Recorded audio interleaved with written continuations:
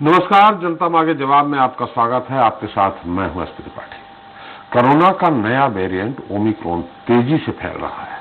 भारत में भी इसने सेंध लगा दी है। इसकी तेज रफ्तार देखकर तीसरी लहर के आने का डर भी सताने लगा है। विशेषज्ञों का दावा है कि तीसरी लहर अगले साल के शुरुआती महीने में पीक पर हो सकती है। पहले भी तीसरी लहर आने की बात विशेषज्ञ करते रहे हैं, मगर आशंकाओं और कुशंकाओं की चर्चा के बीच कोरोना का नया वेरिएंट 38 से ज्यादा देशों में पहुंच गया है। भारत में भी यह वेरिएंट दस्तक दे चुका है। यूरोपियन देशों के अलावा भारत और श्रीलंका जैसे देशों में भी ओमिक्रॉन पैर पसार रहा है। हालांकि मध्य प्रदेश और छत्तीसगढ़ वासियों के लिए राहत भरी खबर यह है कि प्रदेश में फिलहाल ओमिक्रॉन का कोई भी मरीज सामने नहीं आया है, पर कोरोना के मरीजों की संख्या में धीरे धीरे ही सही मगर प्रतिदिन इजाफा हो रहा है, जो कि सरकार और आम लोगों के लिए निश्चित ही चिंता का सबब है। हालांकि दोनों ही राज्य सरकार, मध्य प्रदेश और छत्तीसगढ़, ये दावा कर रही है कि तीसरी लहर से निपटने के लिए वो पूरी तरह से तैयार है। ये और बात है कि धरातल पर वो तैयारी नहीं है जिसका स्वास्थ्य महकमा दावा कर रहा है। आज स्वराज एक्सप्रेस सरकार के इन्हीं दावों की पड़ताल कर रहा है। कैसे हैं अस्पताल के हाल, कितनी हो रही है जांच और वैक्सीनेशन की क्या है स्थिति। ऐसे कई बिंदुओं पर हमारे संवाददाताओं ने जानकारी जुटाई है, जो कि हम आपको देने जा रहे हैं। तो सबसे पहले रुख करते हैं छत्तीसगढ़ का, उसके बाद जानेंगे मध्य प्रदेश का हाल।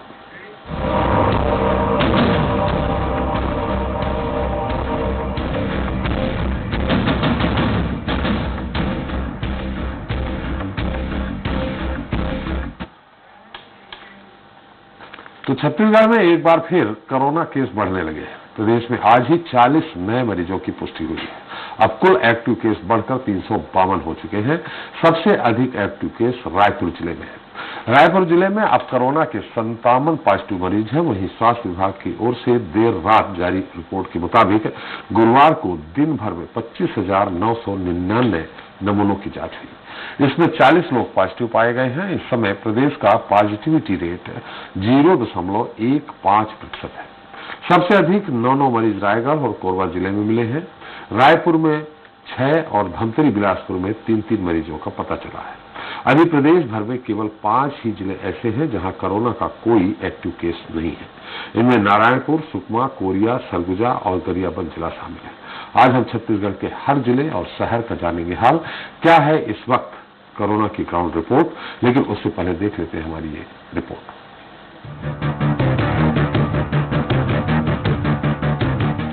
कोरोना की संभावित तीसरी लहर के बीच छत्तीसगढ़ में एक बार फिर कोरोना संक्रमण ने रफ्तार पकड़ ली है। दूसरी ओर कोरोना के नए वेरिएंट ओमिक्रॉन की देश में दस्तक से लोग पहले ही दहशत में हैं।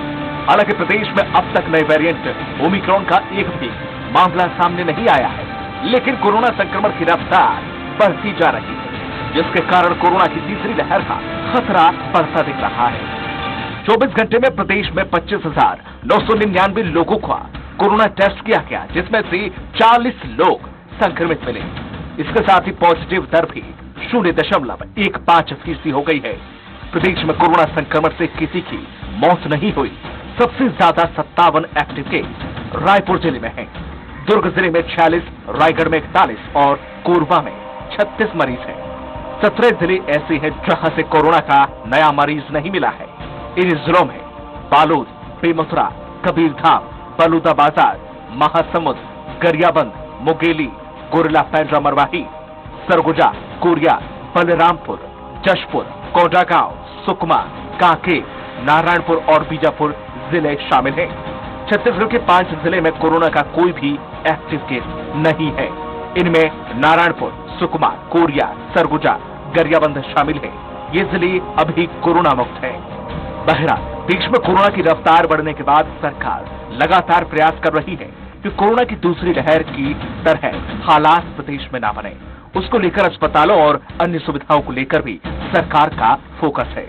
ऐसे में देखने वाली बात यह होगी कि सरकार कैसे कोरोना का मुकाबला करती है। रायपुर से दिलीप कुमार साहू की रिपोर्ट। तो कोरोना की मेगा ग्राउंड रिपोर्ट पर ज्यादा चर्चा के लिए मौजूद है हमारे साथ संपादक छत्तीसगढ़ संजय उपाध्याय हैं। हम चलेंगे बिलासपुर संवाददाता सुधीर सुमन के पास भी। सुकमा से ओलम होंगे, ओलम नागेंद्र होंगे, राजनांदगांव से सूर्यकांत यादव होंगे, सरगुजा से अविनाश शुक्ला जी होंगे और बलरामपुर से सुनील पासवान, रायगढ़ से भूपेन्द्र सिंह, इन सबके पास चलेंगे और जानेंगे क्या हाल है। सबसे पहले संजय आपके पास बिलासपुर, सुधीर के पास जाएंगे, लेकिन थोड़ा हम पहले रायपुर जिले की केवल पूरे प्रदेश का हाल हम आपसे जानेंगे, कहाँ क्या है स्थिति, स्वास्थ्य महकमा क्या कह रहा है, लेकिन अभी रायपुर में जो सबसे ज्यादा एक्टिव केस रायपुर में है इस समय, उसके बारे में जानेंगे। क्या तैयारी है वहां, वैक्सीनेशन कितना हो रहा है और कितनी जांच हो रही है जिले की? जी देखिए, पूरा जो वैक्सीनेशन का जो पूरा आंकड़ा है वो मतलब पूरे प्रदेश की अगर मैं बात करूं तो पूरे प्रदेश में ये 1 करोड़ को पार कर गया है। 6 दिसंबर को ये आंकड़ा 1 करोड़ का पार किया है वैक्सीनेशन का। और रायपुर में विशेष तौर पर, क्योंकि यहाँ पर जो एयरपोर्ट है वहां पर भी काफी चौकसी बरती जा रही है। अभी हाल ही में जब ओमिक्रॉन वेरिएंट मिला था, उसके बाद जो लोग विदेशों से छत्तीसगढ़ पहुंच रहे हैं, रायपुर एयरपोर्ट पहुंच रहे हैं, तो उनकी भी यहां पर एयरपोर्ट पर ही आरटीपीसीआर जांच की जा रही है। बिलासपुर और जगदलपुर एयरपोर्ट को भी इसमें शामिल किया गया है कि जहां पर कि एयरपोर्ट पर ही आरटीपीसीआर जांच हो रही है। और उसके बाद देखिए, जो लोग संदिग्ध मिल रहे हैं, जिनमें कि लक्षण दिख रहे हैं या फिर जो कोरोना पॉजिटिव मिल रहा है, उन्हें फिर से जीनोम सीक्वेंसिंग के लिए उनके सैंपल्स बाहर भेजे जा रहे हैं। यहाँ पर ओमिक्रॉन की जांच की सुविधा नहीं है, इसलिए जो संक्रमित लोग हैं उनकी जांच के लिए भुवनेश्वर भेजे जा रहे हैं सैंपल।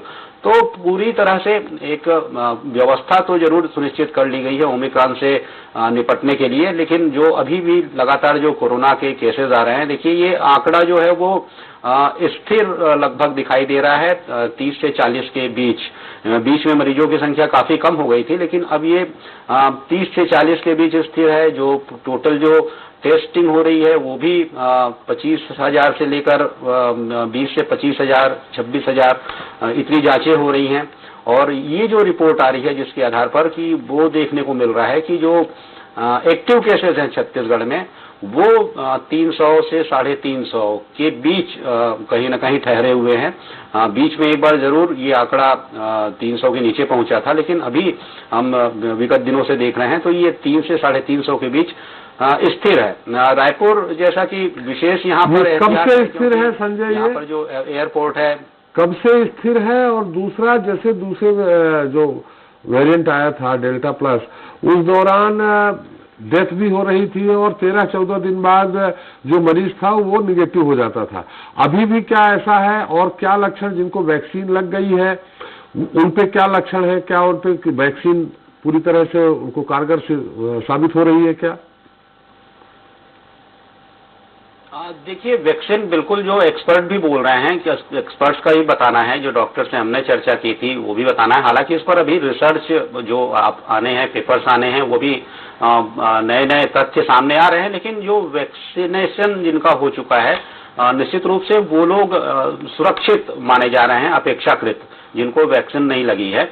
और करीब 1 करोड़ 96 लाख का पूरे प्रदेश भर में एक आंकड़ा तय किया गया है। ये डाटा है लोगों का कि जिनको की वैक्सीन लगवानी है, और इसके अगेंस्ट में 1 करोड़ 4 लाख लोगों को दोनों डोज लग चुकी है। मतलब करीब 53% जो लोग हैं उनको दोनों डोज लग चुकी है। और जो सिंगल डोज जो लेने वाले लोग हैं, जिनको सिंगल डोज ही अभी लगी है, दूसरा डोज उन्होंने नहीं लिया है, तो उनकी संख्या है मतलब वो लोग लगभग हैं 93% ऐसे लोग हैं जिनको की सिंगल डोज लग चुकी है। करीब 78 लाख लोग हैं जिन्होंने सिंगल डोज ही ली है, जिनको दूसरा डोज लगना है। तो कुल मिलाकर वैक्सीनेशन की स्थिति छत्तीसगढ़ में ठीक कही जा सकती है। अगर 53-54% लोगों को अगर दोनों डोज लग चुकी है तो ये एक तैयारी देखने को मिल रही है। और हमने जो बात भी की थी, जो अधिकारी हैं जो कि कोरोना से जुड़े मामलों की लगातार समीक्षा कर रहे हैं, देख रहे हैं, ओमिक्रॉन को लेकर काफी सतर्क हैं, तो उनसे ही बात की तो उन्होंने कहा था कि किसी भी आपात स्थिति से निपटने के लिए तैयारियां कर रखी हैं, ताकि कोई अफरा तफरी की स्थिति ना बने, जैसा कि डेल्टा प्लस के वक्त देखा गया था। ऐसा जो माहौल था तो वो विषम स्थिति ना बने, इसके लिए पहले से ही जो हॉस्पिटल्स हैं, जो बेड्स हैं, ऑक्सीजन है, उनको बिल्कुल कहा जा सकता है कि अभी एक्टिव मोड पे रखा गया है कि जब जरूरत पड़े तब वो सुविधा तुरंत मिले। तो सरकार ने ये व्यवस्था बिल्कुल सुनिश्चित कर रखी है। और ये जो 15-20 दिनों से हम देखें या फिर लगभग एक महीने से ये आंकड़े स्थिर हैं, 20-25 से लेकर 40 के बीच ये आंकड़े इसी बीच आ रहे हैं और लगभग उतने ही मरीज डिस्चार्ज हो रहे हैं जितने संक्रमित मिल रहे हैं। कभी ये संख्या घटती बढ़ती है तब उस हिसाब से एक्टिव केसेस भी घटते बढ़ते हैं। लेकिन अभी ओमिक्रॉन का राहत की बात है कि ओमिक्रॉन जो वेरिएंट है जिसको लेकर दुनिया में देश में काफी चिंता है वो अभी छत्तीसगढ़ नहीं पहुंचा है, तो ये एक राहत की बात है। चलिए संजय, हम आपके पास हम बिलासपुर चलेंगे सुधीर के पास, लेकिन ये भी जानने का प्रयास करेंगे कि जिनको डबल डोज लग गया है उन पे लक्षण किस तरह के, कोरोना उनको भी हो रहा है, पॉजिटिव वो भी आ रहे हैं, लेकिन उन पे कहते हैं कि कोई विशेष लक्षण नहीं, वो ठीक हो जा रहे हैं। तो ये आंकड़ा कैसा है, किस तरह का है, हम आपसे जानेंगे बाद में आकर के। सुधीर, बिलासपुर में क्या स्थिति है? जैसा कि मैंने कहा कि वैक्सीनेशन की क्या स्थिति है, वैक्सीन आराम से लोगों को लग जा रही है, कौन सी है, कोविशील्ड है, स्पुतनिक है, कोवैक्सीन है, क्या है, जांच कितनी हो रही है, किस तरह से हो रही है, और व्यवस्था क्या है हॉस्पिटल की, जो अगर कुछ होता है तो क्या कोई अलग से व्यवस्था कर रखी गई है? सुधीर जी बिल्कुल, मैं बताना चाहूँगा। स्वास्थ्य विभाग बिलासपुर तैयारी कर ली है और सुधीर फिर से बोलना, आपकी आवाज नहीं आई। जी बिल्कुल, बिलासपुर स्वास्थ्य विभाग ने अपनी तैयारी पूरी कर ली है। ये अंदेशा लगाया जा रहा है कि लोग जैसे बाहर से आ रहे हैं, दूसरे राज्य से आ रहे हैं, वो लोगों से खतरा बढ़ने की ज्यादा चांसेस है। ऐसे में स्वास्थ्य विभाग ने रेल स्टेशन में और हवाई अड्डों पे अपने कर्मचारियों को तैनात कर दिए हैं और वहां से जितने भी बाहर से आ रहे हैं यात्रियों की सघन जांच की जा रही है और ये भी उनके द्वारा किया जा रहा है कि उनकी पूरी जानकारी ली जा रही है। बाद में अगर इस तरह से कोई पॉजिटिव आते हैं तो फिर उनको उनकी तक पहुंचाया जा सके, उन पर संक्रमण को रोक सके। अगर मैं जानना चाहेंगे वैक्सीन कितने, मतलब किस तरह से लग रही है, एजीबी में लग रही है, लोग जा रहे हैं या अभी भी जैसा पहले वैक्सीन लगवाने से लोग कतरा रहे थे, इस मुद्दे पे हम आपसे जानना चाहेंगे। और जांच कितनी हो रही है जिले में? जी बिल्कुल, बिलासपुर के लोग बड़े उत्साह से भी लगवा रहे हैं। वैक्सीन का पहला डोज भी लगा लिए हैं। अगर पहले डोज की बात करें तो 88% लोग वैक्सीन लगवा लिए हैं और दूसरी डोज की बात करें तो 60% लोग वैक्सीन लगा रहे हैं। अब आंकड़ा भले ही थोड़ा सा अंतर है, लेकिन लोगों के रुझान है, वो जा रहे हैं। शासन भी कई अथॉरिटी वो अपना रहे हैं कि लोग ज्यादा से ज्यादा संख्या में आए और अपना वैक्सीनेशन पूर्ण करें। कोई अफरा तफरी तो नहीं है वैक्सीन लगवाने में कि लाइन लग रही हो, आराम से मिल जा रहा है? और जांच की मैं बार बार पूछ रहा हूँ, जांच कितनी हो रही है, रैपिड या RT-PCR? जी बिल्कुल, लोगों की बड़ी संख्या में लोग यहाँ आ रहे हैं और अपनी जांच करा रहे हैं, वैक्सीन लगवा रहे हैं। वैक्सीन के ध्यान देखें तो लोगों में बड़ी उत्साह है और लोग लगा भी रहे हैं। अगर मैं अफरा तफरी की बात करूं तो कुछ जगह ऐसे है भीड़ भाड़ की स्थिति है, लेकिन हॉस्पिटलों की ऐसी स्थिति नहीं है जहां लोग अफरा तफरी की माहौल नहीं देखने को मिल रही है बिलासपुर में। और वैक्सीनेशन के लिए सब अपने वैक्सीनेशन पूरा करवाने में लगे हुए हैं। जांच हो रही नहीं? बिल्कुल सभी जगह पे जांच हो रही है। अगर रेलवे स्टेशन की बात करें या फिर एयरपोर्ट की बात करें या फिर हॉस्पिटलों में कैंप लगा के लोगों को समझाया दिया जा रहा है और लगवाने की बातें कही जा रही है। ऐसे में लोगों की रुझान भी आ रही है, वैक्सीनेशन हो रही है। स्वास्थ्य विभाग के द्वारा अपनी पूरी प्रयास किए जा रहे हैं और लोग भी टीका लगवाने के लिए आपके यहाँ एक्टिव केस हैं अभी, नए पेशेंट मिले? बिल्कुल, अगर एक्टिव केस की बात करें तो कल ही की अगर आंकड़े की बात करें तो स्वास्थ्य विभाग ने जारी किया है कि 20 नए एक्टिव केस आए हैं, जिनमें से सिम्स से 2 सीनियर डॉक्टर भी पॉजिटिव पाए गए हैं। चलिए, बहुत बहुत धन्यवाद सुधीर आपका। एक बार फिर संजय की तरफ चलते हैं। संजय, जो जैसा कि आपने कहा कि जो बाहर से आ रहे हैं एयरपोर्ट में उनकी जांच हो रही है RT-PCR, और RT-PCR की रिपोर्ट तो कम से कम 8 से 10 घंटे लगी जाते हैं, तो ऐसी स्थिति में क्या उनको रोक लिया जा रहा है? उनको तब तक जब तक रिपोर्ट नहीं आई क्वारंटाइन कर रहे हैं या उनको घर जाने दे रहे हैं? जो यहाँ पर जो लोग अभी बाहर से आए हुए हैं, करीब 237 लोग हैं जो कि लिस्ट केंद्र सरकार ने भेजी है, जो कि विदेशों से छत्तीसगढ़ पहुंचे हुए हैं। विदेशों से पहले उन्होंने बम्बई या फिर दिल्ली या फिर कहीं और से होते हुए जो छत्तीसगढ़ पहुंचे हैं, तो उनकी लिस्ट जो केंद्र की ओर से भेजी गई है छत्तीसगढ़ में, तो उनको भी ट्रेस किया जा रहा है। उसमें कुछ लोग जो हैं वो भी मिसिंग हैं, जिनका मोबाइल बंद है या फिर किन्हीं वजहों से उनसे संपर्क नहीं हो पा रहा है।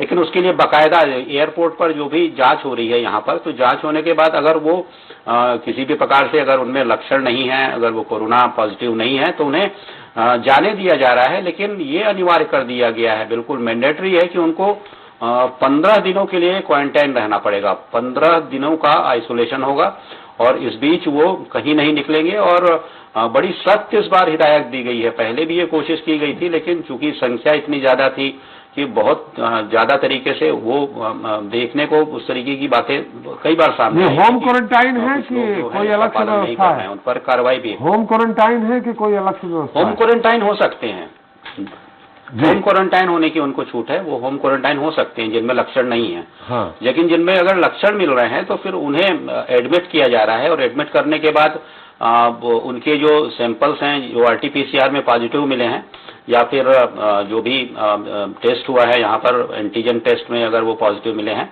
तो उन्हें फिर फर्दर जो ओमिक्रॉन है वेरिएंट, उसकी पुष्टि के लिए भेजा जा रहा है भुवनेश्वर।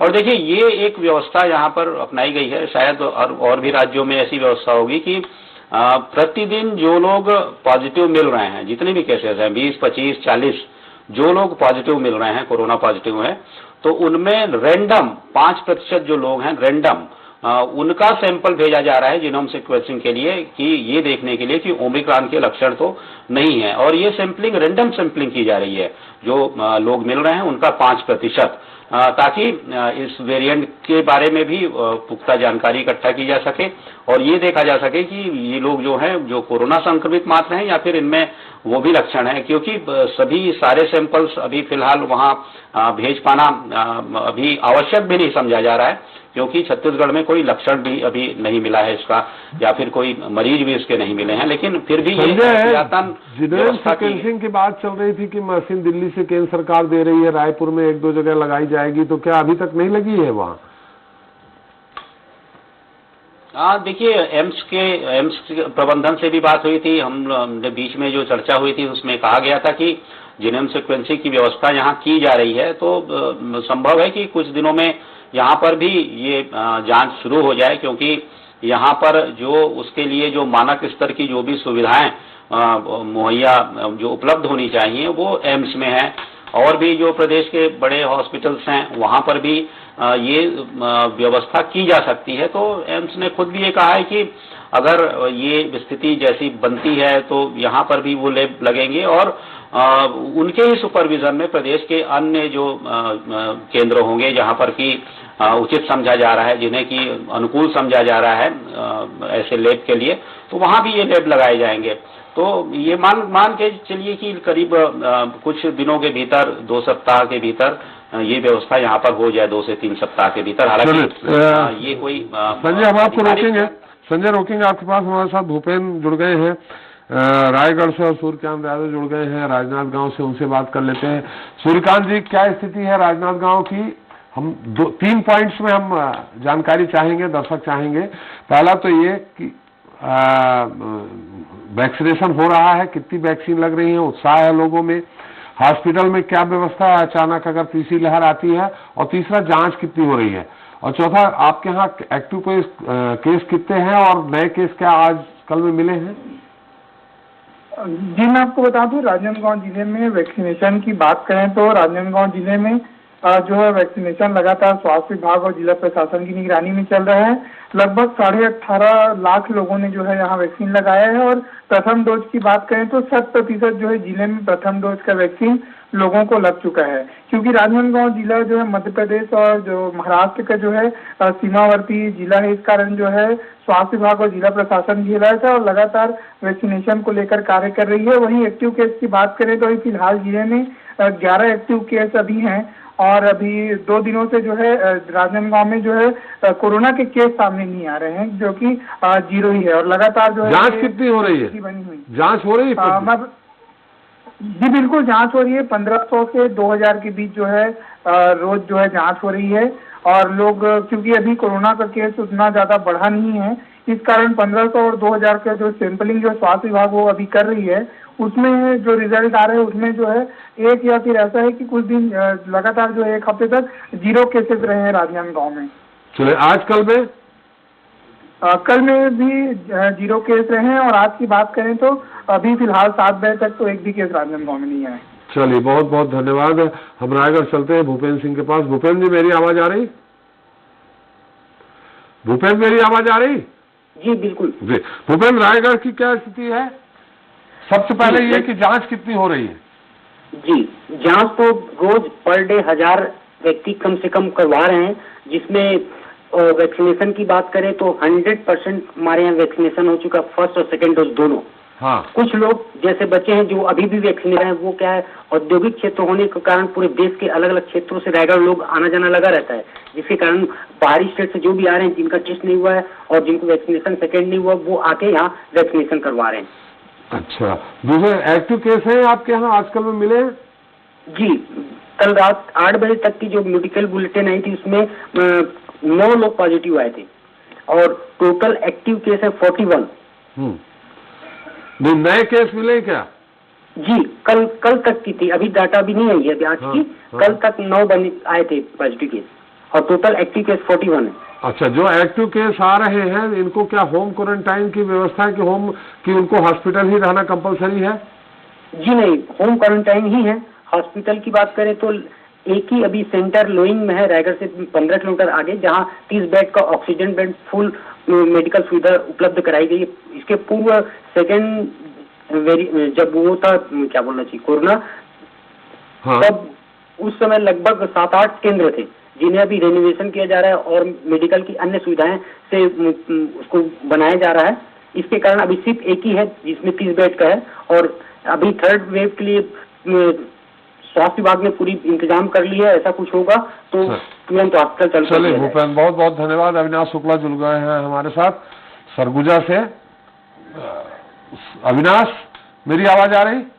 जी जी अविनाश, सरगुजा में क्या स्थिति है भाई, कि कितनी व्यवस्था है हॉस्पिटल की, कितने बेड हैं, कितने जांच हो रही हैं और जिन बेडों में ऑक्सीजन की क्या व्यवस्था है और वैक्सीन किस तरह से लोग लगवा रहे हैं? तो सरगुजा वासियों के लिए सबसे अच्छी खबर तो ये है कि बीते 4 दिनों से ये कोरोना मुक्त है और जिसमें टेस्टिंग लगभग पर डे का आंकड़ा 1200 से 1300 के बीच का है। क्या? और जो फिर से बताइए। 1200 से 1300, ये कल का आंकड़ा आपका 1210 लोगों ने जांच कराया था, जिसमें से 0 एक्टिव है, मतलब एक भी नहीं है पॉजिटिव आए हैं। और आपका 8 का भी आंकड़ा जो आया है वो लगभग 1220 के आसपास का है। हाँ। संजय, जिस तरह से दावा कर रही सरकार कि हम ज्यादा से ज्यादा, पिछले जब डेल्टा वेरिएंट आया था उस दौरान हॉस्पिटल कम पड़ गए थे, बेड कम पड़ गए थे, इस बार क्या तैयारी है अलग से?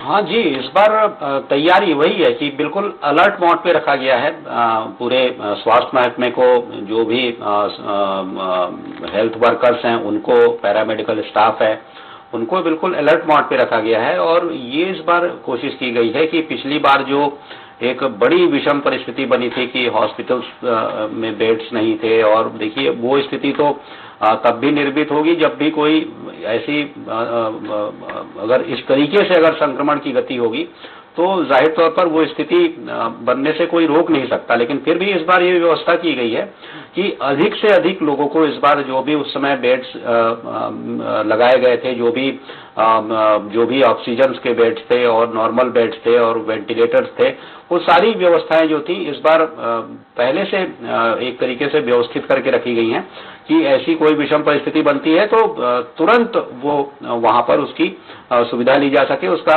लाभ दिया जा सके मरीजों को, संबंधित लोगों को। तो एक तरीके से देखा जाए तो पूरे प्रदेश भर में ओमिक्रॉन या फिर कोरोना के और भी किसी वेरिएंट से निपटने की तैयारी जो है वो लगभग देखी जा रही है कि बिल्कुल एक्टिव रखी गई है और एक्टिव लेवल पे रखी गई है।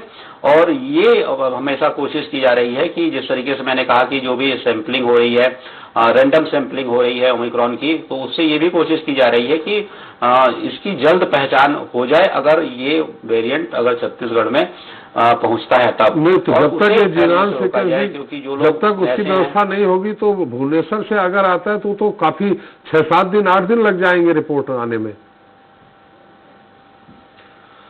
जी बिल्कुल, इसीलिए जो कोरोना पॉजिटिव जो भी आ रहे हैं तो उनको भी अब क्वारंटाइन रखा जा रहा है, उनको हॉस्पिटल में एडमिट किया जा रहा है। और होम क्वारंटाइन की यहाँ पर वैसी उस तरीके से नहीं है, जब जिनमें भी कोरोना के लक्षण हैं और एक लेवल के ऊपर हैं तो उनको एडमिट किया जा रहा है। और अब फिर से वो व्यवस्था शुरू की गई है जो कोरोना के वक्त की गई थी कि जो उनकी कॉन्टैक्ट ट्रेसिंग है, एक आदमी कितने लोगों से मिला है जिसको कोरोना हुआ है, उसमें 8 से 10 लोगों को या 12 लोगों को ट्रेस किया जा रहा है कि वो किससे किससे मिला है, उनकी भी जांच कर उसकी भी रिपोर्ट ली जा रही है। लेकिन जीनोम सीक्वेंसिंग इसलिए अब जरूरी है क्योंकि वो ओमिक्रॉन का आरटीपीसीआर से पता लगा पाना अभी कहा जा रहा है कि संभव नहीं है। इसलिए जब वो जांच आती है सामने तब तक एक तरीके से उस व्यक्ति को देखिए 15 दिन तो उसको आइसोलेशन में रहना है, क्वारंटाइन रहना ही है। तो 15 दिनों में अगर रिपोर्ट आ भी जाती है, 15 दिन के भीतर रिपोर्ट आ जाती है, मतलब चीजें सुरक्षित हैं और भी लोग जो है संक्रमण के दायरे में नहीं है। संजय, अंतिम सवाल यह है कि जो एक्टिव केस हैं, जो पॉजिटिव हैं, क्या उनको हॉस्पिटल में ही रहना कंपलसरी है या घर में भी वो रह सकते हैं? और अगर घर में हैं तो क्या उनके घर के अगल बगल बैरिकेडिंग की गई है? बहुत संक्षेप में। लक्षण पर निर्भर करता है कि लक्षण कितना तीव्र है या फिर कितना मध्यम है, उस पर निर्भर करता है कि उसे हॉस्पिटल में एडमिट करना है या नहीं करना है। लेकिन जो लोग पॉजिटिव मिल रहे हैं उन्हें इस बार बिल्कुल सख्ती से अगर आइसोलेशन, होम आइसोलेशन में भी रहना चाहते हैं तो वो सुविधा है। लेकिन इस बार मैंने जैसा कहा कि उसकी कॉन्टैक्ट ट्रेसिंग की जा रही है और एक तरीके से अभी सील तो नहीं किया जा रहा है कि वहां पर जैसा पहले देखने को मिलता था कि सील कर दिया गया है, बैरिकेडिंग कर दी गई है, वो नहीं किया जा रहा है। लेकिन बराबर निगरानी रखी जा रही है और कॉन्टैक्ट ट्रेसिंग से ये पता किया जा रहा है कि जो लोग और मिले थे उनमें तो कहीं ये लक्षण नहीं है और उनको बराबर देखा जा रहा है। जो लोग कॉन्टैक्ट ट्रेसिंग में पाए गए हैं कि उनके साथ थे, उनको देखा जा रहा है एक अंतराल में कि वो ठीक हैं। तो एक व्यवस्था इस तरीके की बनाई गई है ताकि संक्रमण की किसी भी बिल्कुल से निपटा जा सके। संजय, बिल्कुल बहुत सारी जानकारी देने के लिए आपका बहुत बहुत धन्यवाद। हम चलेंगे मध्य प्रदेश। बहुत बहुत धन्यवाद संजय आपका।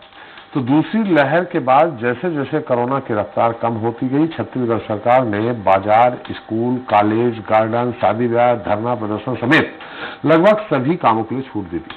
अब आलम यह है कि लगभग सब कुछ खुल चुका है। वहीं इसी बीच ओमिक्रॉन की दस्तक ने देश के साथ छत्तीसगढ़ के लोगों को भी दहशत फैला दिया है। सरकार ने सावधानी बरतने के निर्देश जारी कर दिए हैं। कुछ लोगों में कोरोना को लेकर जागरूकता है, इससे बचने के लिए सावधानियां बरत रहे हैं।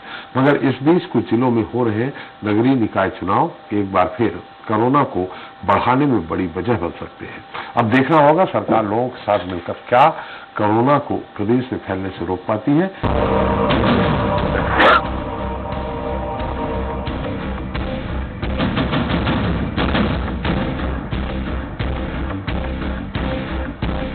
छत्तीसगढ़ ने स्वच्छता के क्षेत्र में अपना परचम लहराते हुए देश के स्वच्छतम राज्य के रूप में अपना नाम दर्ज करवाया। ये पुरस्कार हमारी छत्तीसगढ़ की जनता को समर्पित है। ये कमाल कैसे हुआ? सारे काम उस निर्धारित समय में होना चाहिए, एक रोड मैप हमने बना दिया है। ऐसी पंचायतें जहां बीते 1 वर्ष से चुनाव नहीं हुए हैं उनका परिशीलन निरस्त चल रहा है। इसके पीछे क्या गेम प्लान है? तोते की जगह शांति से बात करिए, शांति से ही बात कर रहे हैं, अपनी बातों को याद करिए। पंचायत चुनाव मुझे ऐसा लगता है कि अगले विधानसभा चुनाव के पहले का एक पूरा रिहर्सल है। अभी और कौन कौन से आप नंबर 1 होने वाले हैं? एक अहम योजना और चालू कर रहे हैं जी, मुख्यमंत्री मितान योजना। बहुत दिनों बाद सुंदरानी जी, बरलानी जी, बड़े भाई छोटे भाई की जोड़ी देखने को मिल रही है। आपने याद किया, हम लोग पहुंच गए। नई योजना शुरू हो रही है, इसमें फंड पर्याप्त रहेगा, इसमें बजट का अभाव नहीं रहेगा। कोई भी योजना तभी सफल होगी जब सरकार की इच्छा शक्ति हो। एक बार फिर केंद्र और राज्य सरकार आमने सामने है। वाकई में मुख्यमंत्री जी के पत्र के अनुरूप लॉ एंड ऑर्डर पोजीशन खराब होगी अगर वरदाना उपलब्ध नहीं हुआ। केंद्र सरकार हर मामले में इसी तरह कांग्रेस सरकार के साथ भेदभाव की नीति अपनाती है, ये उचित नहीं है। ये इस सरकार का चरित्र है। इनकी मंशा है कि धान हमको कम से कम खरीदना पड़े।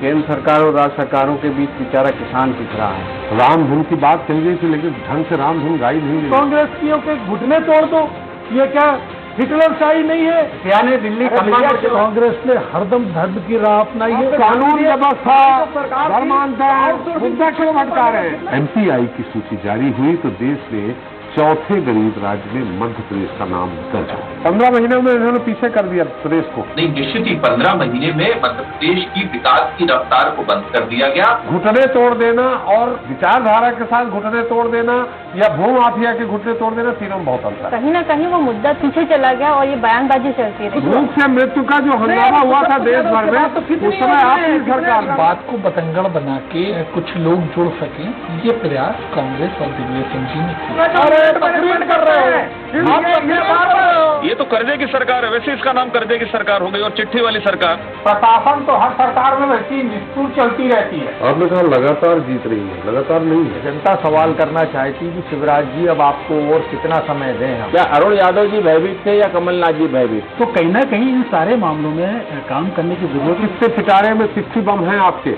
एक के बाद एक फोड़ रहे हैं, और कितने हैं, कब तक फोड़ेंगे? और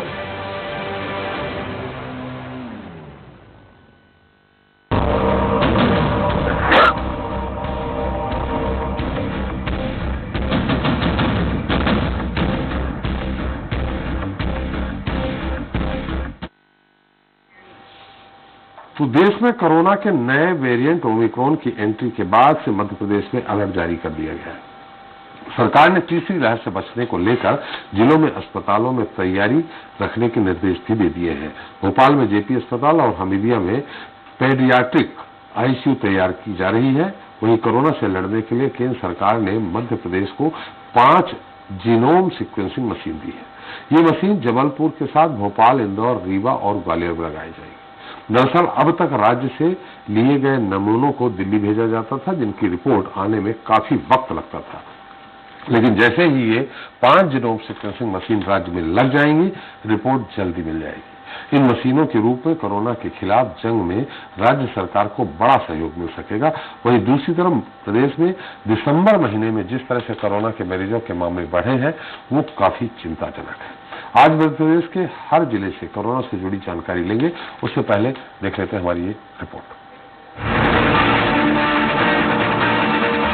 कुछ महीनों की राहत के बाद मध्य प्रदेश में एक बार फिर से आफत नजर आने लगी है। मध्य प्रदेश में लगातार कोरोना मरीजों की संख्या में बढ़ोतरी लोगों को डरा रही है। 24 घंटों में कोरोना के 15 नए केस मिले हैं। सबसे ज्यादा 8 केस भोपाल से हैं। इंदौर में 3, जबलपुर, अलीराजपुर, अनूपपुर, शहडोल में एक पॉजिटिव आया है। प्रदेश में इस समय 154 एक्टिव केस हैं। इनमें से आधे यानी कि 75 केस भोपाल के ही हैं। वहीं सबसे ज्यादा चिंताजनक बात यह है कि ब्रिटेन और कनाडा से लौटे 2 संक्रमित ओमिक्रॉन संदिग्ध हैं, जो हॉस्पिटल में भर्ती हैं। इनकी जीनोम सीक्वेंसिंग रिपोर्ट का इंतजार किया जा रहा है। वहीं प्रदेश में 1 से 9 दिसंबर के बीच कुल 136 केस आ चुके हैं। इनमें भोपाल और इंदौर ऐसे 2 जिले हैं जहां पर सबसे ज्यादा पॉजिटिव केस मिले हैं। 9 दिन में भोपाल में 62 और इंदौर में 44 मामले सामने आ चुके हैं। इन 44 केसों में 3 बच्चे भी शामिल हैं। इसके अलावा जबलपुर, ग्वालियर, उज्जैन, होशंगाबाद, सिंगरौली जैसे जिलों में भी नए संक्रमित मिल चुके हैं। भोपाल में पिछले 24 घंटे के भीतर 5219 कोरोना टेस्ट हुए हैं। इनमें से 8 पॉजिटिव मिले, जिनकी कॉन्टैक्ट और ट्रेवल हिस्ट्री के बारे में स्वास्थ्य विभाग पता लगा रहा है। 40 होम आइसोलेट हैं और 35 संक्रमित हॉस्पिटल में भर्ती हैं। फिलहाल कोरोना के बढ़ते संक्रमण के चलते जिला प्रशासन वैक्सीन के सेकेंड डोज पर फोकस कर रहा है। जिन लोगों को तय अवधि में भी सेकेंड डोज नहीं लग पाई है, उन्हें जल्द डोज लगवाने की समझाइश दी जा रही है।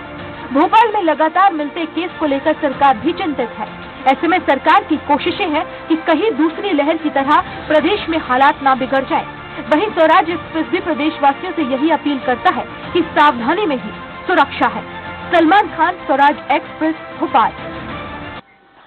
तो इस पर ज्यादा चर्चा के लिए मौजूद है स्टूडियो हमारे साथ हैं state bureau head Nirmal Singh हैं, और साथ ही मौजूद हैं हमारे साथ संवाददाता हमारे भोपाल के संजय डोगर दबे हैं, ग्वालियर से विनोद शर्मा हैं, इंदौर से अजहर शेख हैं, जबलपुर से अरविंद दुबे जी हैं।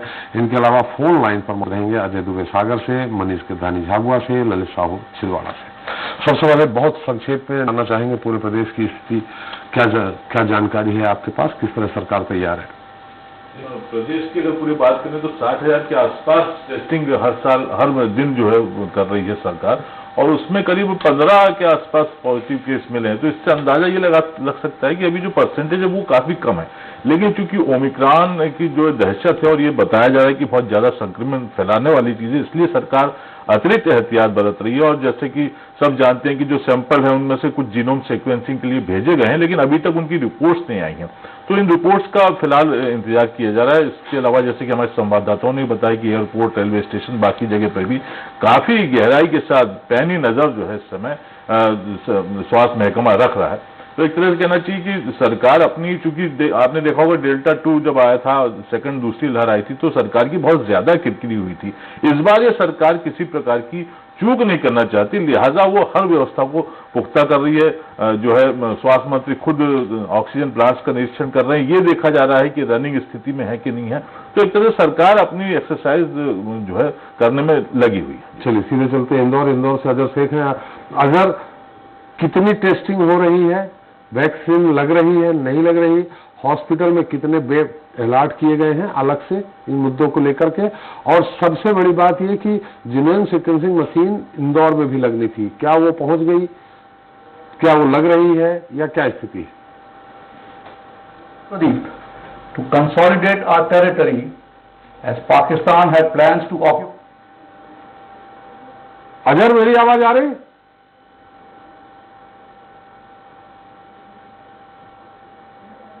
अगर मेरी आवाज आ रही? 400 कुछ जी, आपकी आवाज मिल रही सर जी। मेरा सवाल आपने सुन लिया?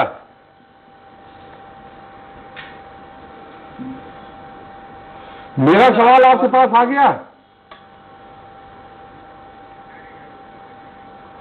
जी सर, आपकी आवाज मुझे पर्याप्त मिल रही है। हाँ, मैंने सवाल किया था कि कितनी वैक्सीन अभी भी लग रही, कितने पर डे लग रहे हैं। महाअभियान कई बार चलाया जा चुका है, जांच कितनी हो रही है, एक्टिव केस कितने हैं, और जो एक्टिव केस हैं वो हॉस्पिटल में है या होम क्वारंटाइन है? ठीक है, इंदौर में बात की जाए तो इंदौर में जो स्वास्थ्य विभाग का आंकड़ा आया था उसमें 3 पॉजिटिव मरीज फिलहाल में सामने आए, जहां पर 6,490 जो टेस्ट किए गए थे, जिसमें 6,395 जो लोग हैं वो नेगेटिव पाए गए। तो लगातार ये 6,000 से अधिक का जो सैंपलिंग डेली की जा रही है। टीकाकरण की बात की जाए तो लगातार जो लोगों में अब जागरूकता कहीं ना कहीं देखने को मिल रही है। अलग अलग जो तमाम जगह सेंटर बने हैं वहाँ लोग धीरे धीरे पहुंचते हैं सेकंड डोज के लिए, फिर भी कुछ परसेंट जो सेकंड डोज है वो लगना लोगों को बाकी है। तो वहीं कुछ जो लोग हैं वो पहले टीकाकरण के लिए पहुंचते हैं, क्योंकि लोगों में काफी अजर मैं एक सिर्फ जानकारी चाह रहा हूँ, अजर सिर्फ जानकारी ये कि कितनी टेस्टिंग पर डे हो रही है, कितने एक्टिव केस हैं, एक्टिव केस जो हैं वो हॉस्पिटल में है, आपकी जानकारी में हो या घर में है, और दूसरा वैक्सीन प्रतिदिन कितनी लग रही है, सिर्फ जानकारी चाहिए।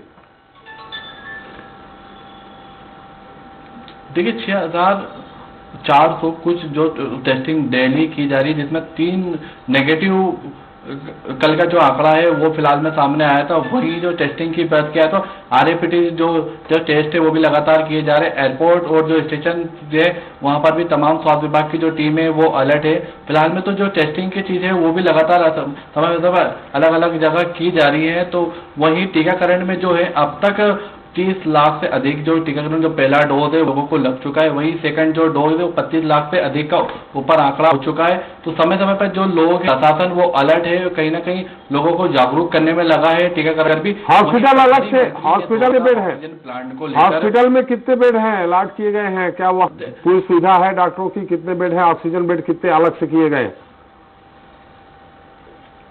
देखिए MYC सिटी अस्पताल और स्वास्थ्य विभाग जो यहाँ पर प्रमुख तौर पर जिला प्रशासन ने खास तौर पर इंतजाम कर रखे हैं। 400 से लगभग जो ऊपरी मंजिल के जो वार्ड है उनको पूरा अलर्ट किया गया। वहाँ पर बेहतर एक इंतजाम, जो वार्ड है जो पलंग है उनके इंतजाम किए गए। वहाँ पर जो प्रभारी मंत्री है उन्होंने भी कल जो शहर पहुंचे थे उन्होंने भी अलग अलग जगह निरीक्षण किया। तो वहीं जो कलेक्टर है समय समय पर जो स्वास्थ्य विभाग के अधिकारी। चलिए अजर ठीक है, अरविंद दुबे जी के पास चलते हैं। जबलपुर में जीनोम सीक्वेंसिंग मशीन लगने की बात कही गई थी, क्या वो पहुंच गई है, लगी है, नहीं लगी है? दूसरा वैक्सीन कितनी पर डे लग रही है, अभी कितनी आबादी है जबलपुर की, कितने को लग गई है, और एक्टिव केस कितने हैं और जो एक्टिव केस है वो कहाँ है, हॉस्पिटल में है या होम क्वारंटाइन में? सबसे पहले मैं आपको एक्टिव केस की जानकारी दे देता हूँ कि पिछले पूरे एक सप्ताह के ऊपर जोड़ा है तो यहाँ पर 1 या 2 इस तरह के ही संक्रमित मरीज मिल रहे हैं और उन्हें सीधे मेडिकल अस्पताल में ही भर्ती कराया जा रहा है। उन्हें घर में रहने की अनुमति बिल्कुल नहीं दी गई है और वे चिकित्सकों की निगरानी में है। सिक्वेंसी के लिए यहाँ पर वर्बली खबर जरूर आई है मेडिकल कॉलेज हॉस्पिटल में शिक्षक के पास, लेकिन अभी मशीन की कोई जानकारी यहाँ पर अभी नहीं पहुंची है क्योंकि मशीन यहाँ पर आएगी तो मशीन भी उपलब्ध है और तमाम तरह की सुविधाएं जो और लगनी है वो भी है। इस तरह से व्यवस्था यहाँ पर बहुत जल्दी हो तो मशीन भेजने भर की देर है। तो 6000 का आंकड़ा है प्रतिदिन कर रहे हो तो 5300 से ज्यादा का टेस्ट नहीं हो पा रहा है क्योंकि इसके बाद समय सीमा खत्म हो जाती है। इसलिए देखिए यहाँ पर रैपिड एंटीजन किट की टेस्टिंग पर पूरी तरह से रोक लगा दी है। अब जो भी टेस्ट हो रहे हैं वो RT-PCR ही हो रहे हैं। जैसे हम सब जानते हैं कि RT-PCR के माध्यम ओमिक्रॉन को पकड़ना सफल होता है तो वो इसे नहीं पकड़ पाती, इसलिए स्टेट गवर्नमेंट लगाई है। जितना स्टॉक में है करीब 2200 टेस्ट किट बाकी है, बस उनका उपयोग कर रहे हैं और उसके बाद फिर ये उपयोग में नहीं लाई जाएगी। वार्ड और अस्पतालों की भी तैयारियों की बात करें, नया ICU वार्ड यहाँ पर बनकर हुआ है जिला अस्पताल में, 20 बेडेड का नया है। जो पहले के हैं जो रिनोवेट है उनकी बात नहीं कर रहा हूँ, ये नया है। मेडिकल हॉस्पिटल की बात करें, सुपर स्पेशलिस्ट बेड है वहां पर। एक और पल्मोनरी स्कूल उसी बाजू में मेडिकल कॉलेज हॉस्पिटल की बिल्डिंग है। ये फेफड़ों से संबंधित रोगियों के लिए बिल्डिंग बनाई गई थी, एक्चुअल में नई बिल्डिंग बनकर तैयार हो गई है, इंस्ट्रूमेंट लगा दिए गए हैं। वहां पर तमाम तरह के चिकित्सकों, नर्सेस, मेडिकल पैरामेडिकल स्टाफ की भर्ती हो रही है। उसको भी तैयार कर लिया गया है। यदि थर्ड लहर में इस तरह की कोई बात आती है तो वहां पर भी जाएंगे। लगभग 200 बेड है वहां पर और फिर से नई सर्व सुविधा युक्त वो अस्पताल एक बिल्कुल डिफरेंट है। कुल मिलाकर कहें जबलपुर में तो 2200 बेड इस वक्त बिल्कुल रेडी टू कंडीशन। यदि कोई विपत्ति आ जाती है तो 2200 से ज्यादा मरीजों को तुरंत सारी सुविधाओं के साथ उपचार दिया जा सकता है। ऑक्सीजन प्लांट की मैं आपको और बात बता देता हूँ। ऑक्सीजन प्लांट में मेडिकल में लिक्विड ऑक्सीजन प्लांट की पूरी सुविधा है और उसमें लिक्विड सिलेंडर के माध्यम से आई जाती है और उसके बाद उस प्लांट में फिल किया जाता है। और जयपुर के जितने निजी अस्पताल हैं उनके के लिए वो प्लांट अकेला काफी है। प्लांट है जो एयर सेपरेशन के माध्यम से है। सिहोरा तहसील ग्रामीण क्षेत्र में एक वहां पर प्लांट है। कुल मिलाकर यहाँ पर जबलपुर में यहाँ पर ऑक्सीजन सप्लाई के लिए बने हुए हैं। पर्याप्त मात्रा में ऑक्सीजन है। किसी भी इमरजेंसी की स्थिति में भी जो हमने देखा था कि जब डेल्टा वेरिएंट 2 की जो प्रॉब्लम हमने फेस की थी ऑक्सीजन की कमी की, तो उस तरह की कमी को दूर करने के लिए तमाम तरह के प्रयास यहाँ पर जो किए गए थे वो पूरे फुलफिल हो चुके हैं, उन्हें चेक किया जा चुका है और किसी भी तरह की यहाँ पर दिक्कत नहीं है। दिक्कत जो है वो सबसे बड़ी है वो यही है कि जनता यदि तैयार है और जनता यदि पूरी तरह से नॉर्म्स का पालन करेगी तो शायद हम तीसरी लहर से बच सकते हैं। ओमिक्रॉन का कोई भी मरीज यहाँ पर नहीं है। अभी अरविंद पूरे प्रदेश में अभी नहीं है।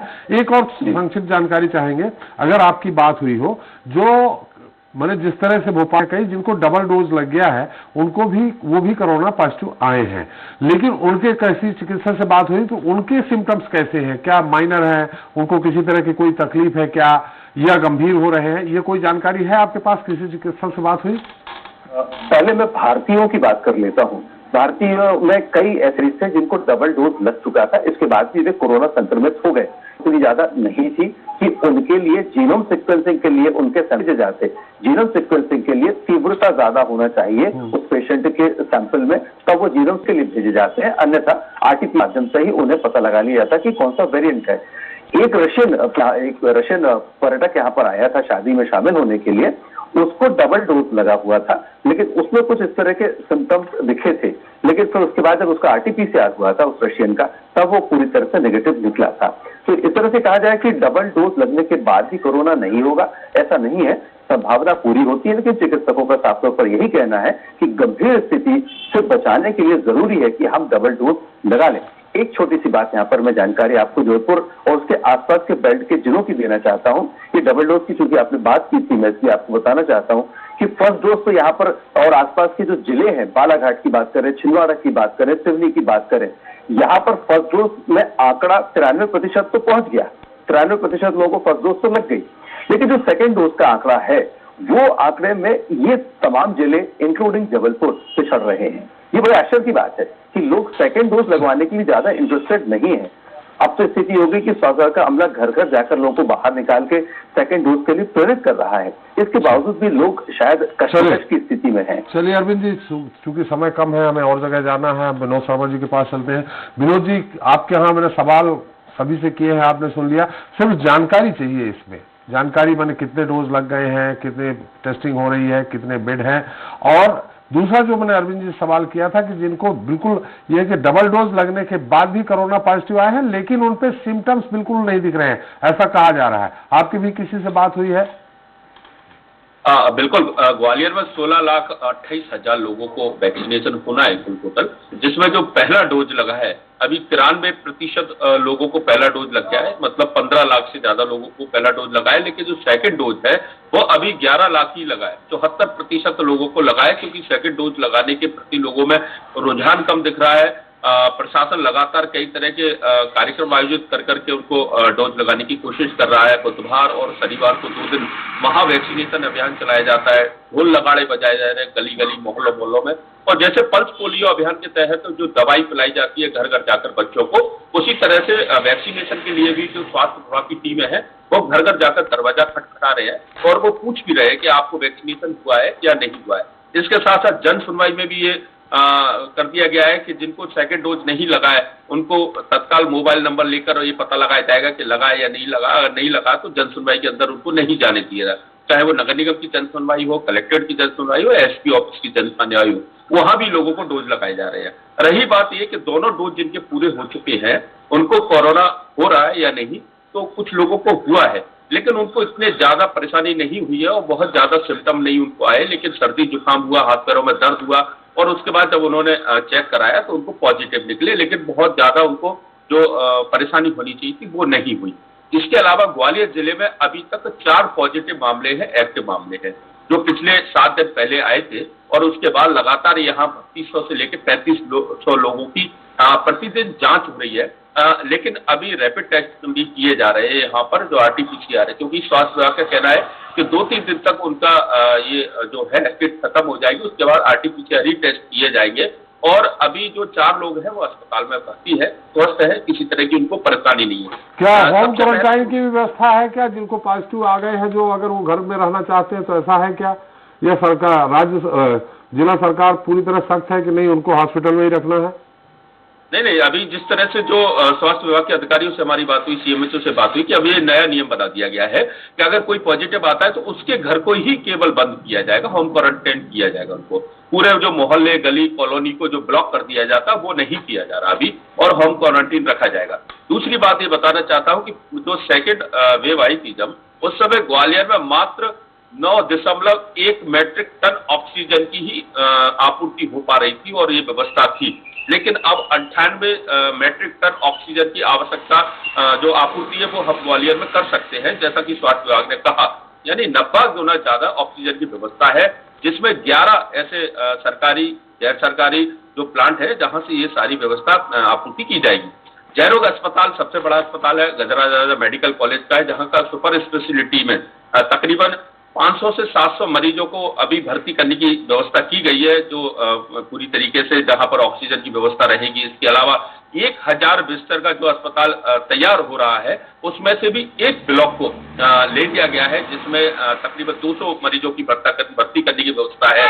जिला अस्पताल है मुरार का, उसमें भी 20 बेड अतिरिक्त बढ़ा दिए गए हैं।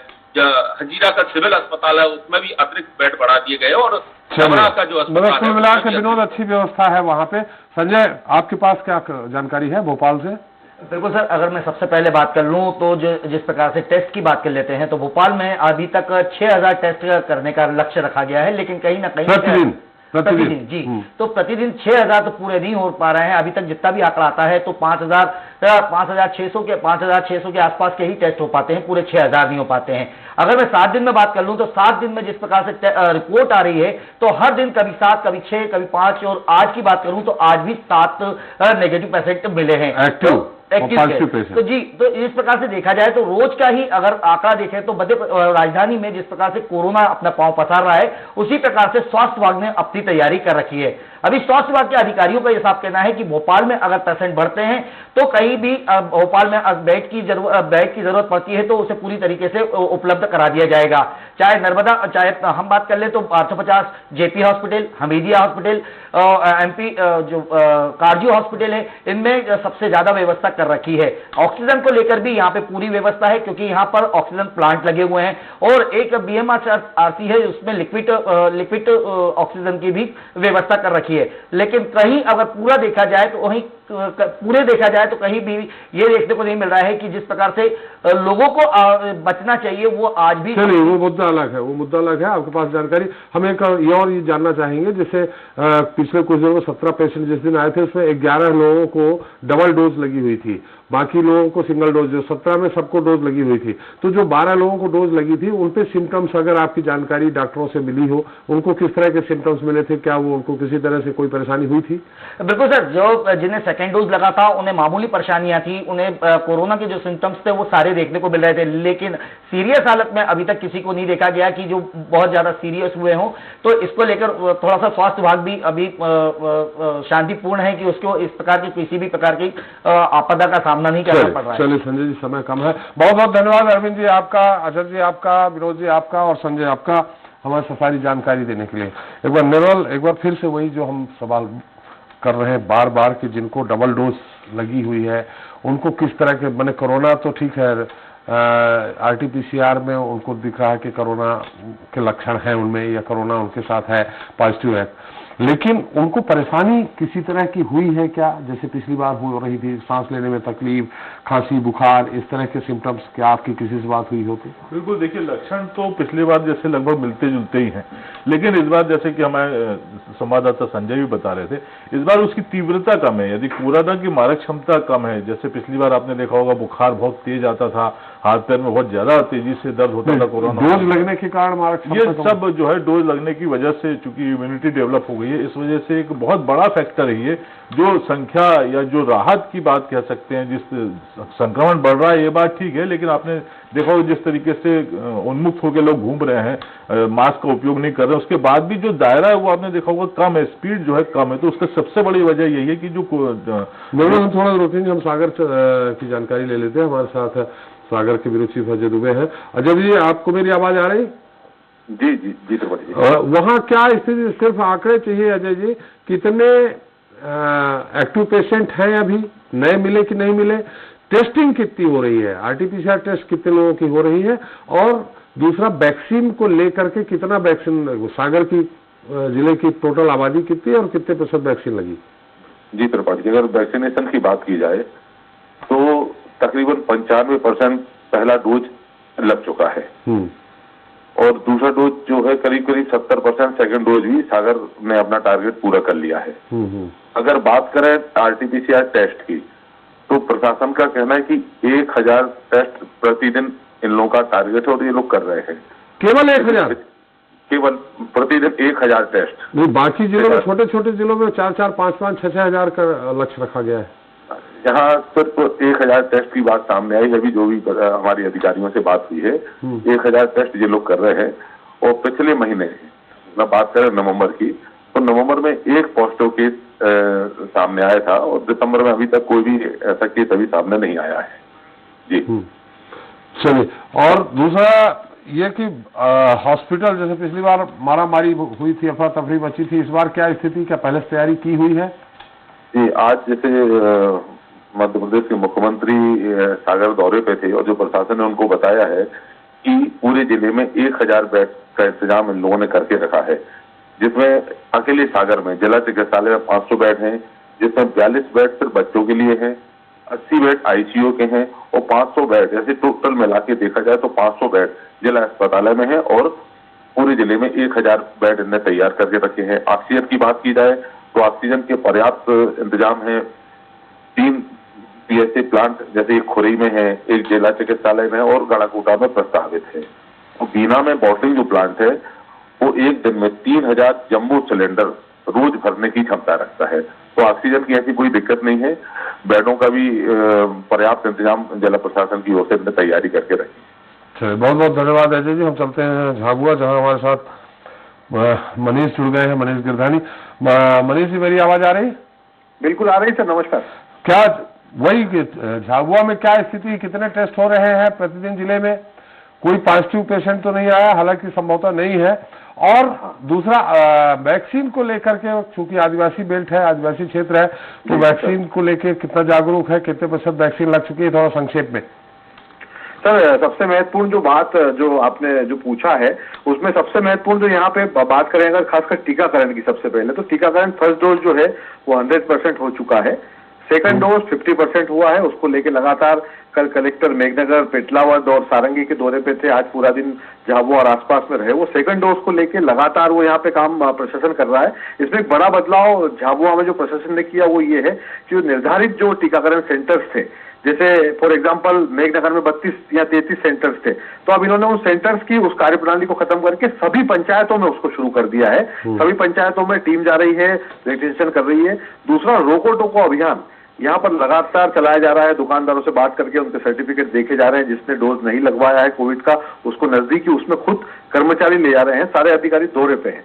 तो टीकाकरण को लेके लगातार यहाँ पे प्रयास है। जैसा मैंने बताया, फर्स्ट डोज कंप्लीट है। जांच कितनी हो रही है? जांच कितनी हो रही है? टेस्टिंग कितनी हो रही है? टेस्टिंग को लेके सर अगर हम बात करें तो प्रतिदिन टेस्टिंग यहाँ पर जिला चिकित्सालय और ब्लॉक, उसकी बात करें हम तो टेस्टिंग को लेके अभी चूंकि पॉजिटिव पेशेंट लंबे समय से नहीं आया, तो टेस्टिंग का आंकड़ा बहुत मिनिमम है। जैसे ब्लॉक लेवल मेघनगर की बात करें तो यहाँ पे जो है टेस्टिंग 5 या 6 इस तरह की टेस्टिंग है। और टेस्टिंग मतलब ये नहीं बोल सकते कि रोज हो रही है, लेकिन हाँ, टेस्टिंग को लेके सारी जो किट्स वगैरह वो अवेलेबल है। लेकिन सबसे सुखद बात सर झाबुआ में ये है कि लंबे समय से, पिछले जो पुराना जो कोरोना काल हमने देखा, उसके बाद ये जो नया आया है, इसमें अभी तक एक भी पॉजिटिव पेशेंट नहीं है। और सबसे बड़ा जो राहत की बात है सर झाबुआ में, यहाँ का जो ऑक्सीजन प्लांट था जो पीएम केयर से बना है जिला चिकित्सालय का, वो 15 दिन पहले से चालू है। कल क्षेत्रीय संचालक डॉक्टर अशोक डोबरियाल यहाँ दौरे पे थे झाबुआ के, वो उन्होंने पूरा यहाँ का मॉकड्रिल देखा। बिल्कुल मनीष जी, समय कम है, ललित के पास भी जाना है। ललित, छिंदवाड़ा में क्या स्थिति है? कितनी वैक्सीन लग रही है? कितनी टेस्टिंग हो रही है? और कोई, जैसा कि मनीष जी ने कहा, पॉजिटिव केस एक भी नहीं है, वहां भी संभवतः पॉजिटिव केस नहीं है, लेकिन अब ना रहे ये हमारी उम्मीद है। ललित सर, छिंदवाड़ा में एक केस पॉजिटिव आया था, वो महिला नागपुर गई हुई थी, उसका इलाज भी फिलहाल नागपुर में चल रहा है। ये तो है टेस्टिंग की बात। छिंदवाड़ा में लगभग 1000 से 1200 टेस्टिंग प्रतिदिन हो रही है, ये सबसे बड़ी बात है। और उसमें पॉजिटिव जो नागपुर से अगर महिला नहीं आई होती तो वो स्थिति नहीं होती। और वैक्सीनेशन पे जहाँ तक सबसे बड़ा सवाल है, वैक्सीनेशन फर्स्ट राउंड का जो है 98% लगभग हो चुका है, ऐसा प्रशासनिक आंकड़े हैं। और दूसरे डोज में लगभग 80 से 85% सरकार बोल रही है, जिला प्रशासन बोल रहा है कि इतने लग चुके हैं। लेकिन सर, एक सेकंड डोज को लेकर एक दुखद स्थिति आज ही देखने को मिली कि एक फीमेल है, उसके नाम पे रजिस्ट्रेशन हो गया कि उसको सेकंड डोज लग गया। जब उसे मैसेज आया तब उसको पता चला, जबकि वो वैक्सीन लगवाने गई ही नहीं थी। ये लापरवाही कहीं ना कहीं छोटी सी निकल के बार-बार आ रही है। निश्चित तौर पे ऑपरेटर जो है उनके द्वारा कहीं ना कहीं गड़बड़ी हो जा रही है। दूसरा ये कि हॉस्पिटल वगैरह में चाक चौबंद व्यवस्था है फिलहाल तीसरी को लहर से निपटने के लिए। छिंदवाड़ा डिस्ट्रिक्ट हॉस्पिटल और पांडुरना, ये 2 जगह बनाए गए हैं जहाँ पे अगर कोई इमरजेंसी कोरोना का अगर पेशेंट आता है तो यहाँ पर उनको पूर्णतः इलाज मिल सकेगा। पांडुरना और छिंदवाड़ा, पांडुरना को इसलिए बनाया गया क्योंकि वो नागपुर और महाराष्ट्र से लगा हुआ इलाका है। वहाँ पर सबसे ज्यादा पेशेंट लोग जो आना जाना नागपुर और महाराष्ट्र की तरफ करते हैं, जिसके कारण पांडुरना को भी बनाया गया है। और वहाँ पर ऑक्सीजन के पूरे पर्याप्त व्यवस्था और बिस्तरों की पूरी व्यवस्था रखी गई है सर। चल, बहुत बहुत धन्यवाद ललित जी, आपका, मनीष जी आपका, सारी जानकारी देने के लिए। चलते चलते निर्मल संक्षिप्त, लगभग अभी तो फिलहाल स्थिति सामान्य है, संतोषजनक है, अच्छी है। बस प्रार्थना यही है कि ओमिक्रॉन यहाँ न पहुंचे।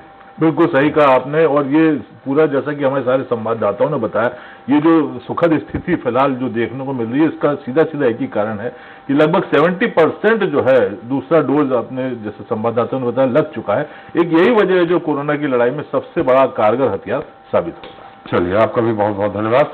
तो कोरोना की दूसरी लहर के बाद फिलहाल राज्य सरकारें और केंद्र सरकार एक्टिव मोड में है। खैर, शासन प्रशासन की तमाम कवायद और दावों के बीच अब देखना है कि मध्य प्रदेश में कोरोना पूरी तरह से कब तक काबू में आता है, और अगर तीसरी लहर आती है तो सरकार ने जो व्यवस्थाएं की हैं वो कितनी बेहतर साबित होती है।